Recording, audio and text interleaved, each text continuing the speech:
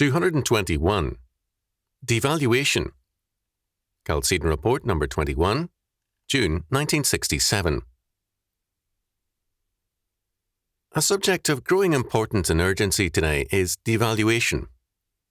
According to the dictionary, quote, devaluate, end quote, means to fix the value of the currency to a low level to which an emergency has driven it. In its simplest form, devaluation occurs when the value of the gold backing of a paper currency is raised and the paper money is accordingly lowered in value. Thus, if the gold is worth $35 an ounce, or is held at $35 an ounce, and is then raised in price to $70 an ounce, the paper money goes down in value and is now worth proportionately less. Previously, paper money was redeemable, as US paper money is today by foreign countries, at 35 paper dollars for an ounce of gold. If gold goes to $70, then it takes 70 paper dollars to buy an ounce. The purchasing power of the paper has decreased in the same ratio that the gold has increased. Devaluation is not the same as debasement, although the two often go together. In debasement, the weight or standard of the gold or silver in coins is reduced without reducing the face value of the coin. Thus, the silver quarter had 23 cents worth of silver in it at $1.29 an ounce.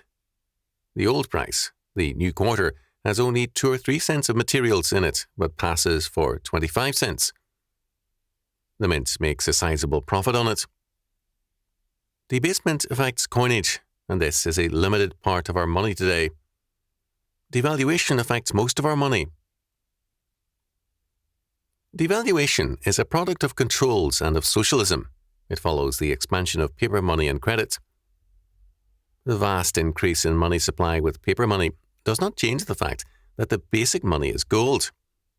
Those who say there is not enough gold in the world to be our monetary unit forget that gold is already our monetary unit all over the world. Our trouble comes from the fact that we are trying to substitute a counterfeit paper money for it. The paper inflates because it is counterfeit. Gold is going up in price, not because gold is changing in value, but simply because the inflated paper is worth less. Before 1913, gold had changed very little in price for 85 years. It has changed since then because gold is now traded not for real wealth, but for inflated paper money. The more inflation increases, the more gold will demand a higher price. Only gold-backed currencies flow in international trade. No foreign country is interested in irredeemable paper money. Devaluation, thus, is a product of irresponsibility.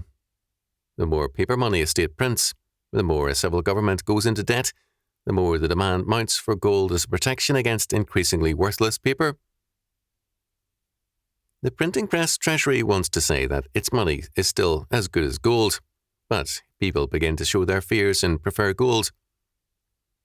To devalue is to confess that the paper money is failing, and its treasuries hesitate to do. On the other hand, once they devalue, the treasuries double the value of the gold they possess, if they double the price of gold, and this gives visions of instant wealth and frees them for more inflation. Devaluation is like a partial bankruptcy. It frees a country from some of its debts and gives it power to incur far greater debts. It prepares the way for total bankruptcy. We have scarcely touched the economics of devaluation, but our concern is with its morality, its ethics. Devaluation of money is simply one of the consequences of moral devaluation. Moral devaluation is the erosion of moral standards and of godly law and order. It comes when people pay lip service to God, but reinterpret God's law to suit their tastes.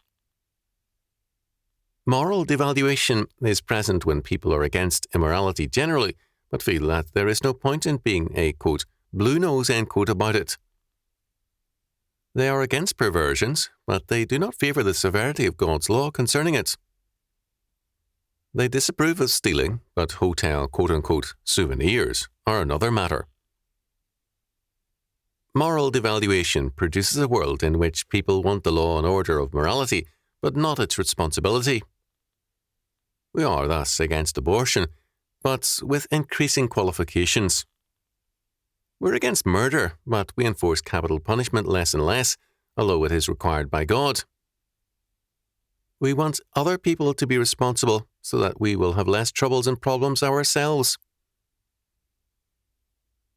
Moral devaluation always precedes monetary devaluation.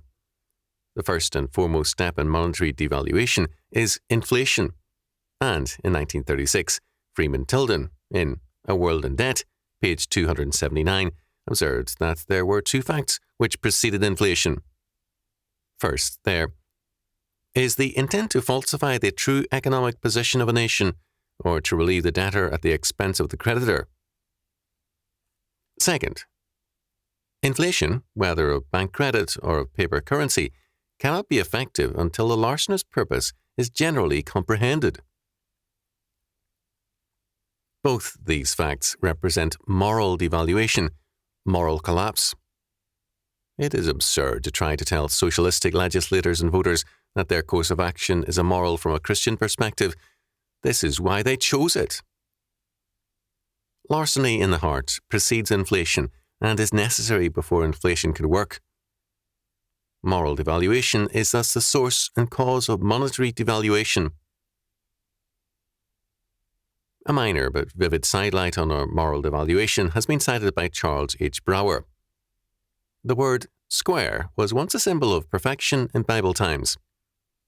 More recently, it has been a term indicating integrity, honesty, dependability, and character. Now the word square is used by our youth and by radicals as a term of contempt. It means that people who are honest and moral are ridiculous and foolish. Monetary devaluation is a progressive destruction of money, often ending in economic collapse and anarchy.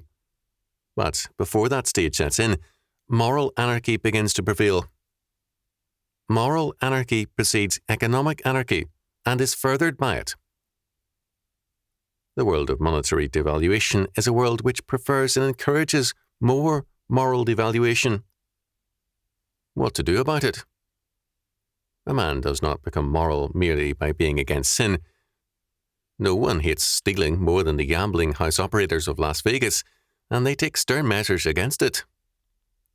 Morality believes that the universe is governed by God's absolute law, and that the wages of sin are death, but the gift of God, eternal life. Morality moves positively to bring the world under God's law, and to establish the dominion of God's law over man and his society. As Moses said long ago, "Who is on the Lord's side? Let him come unto me." Exodus chapter 32, verse 26.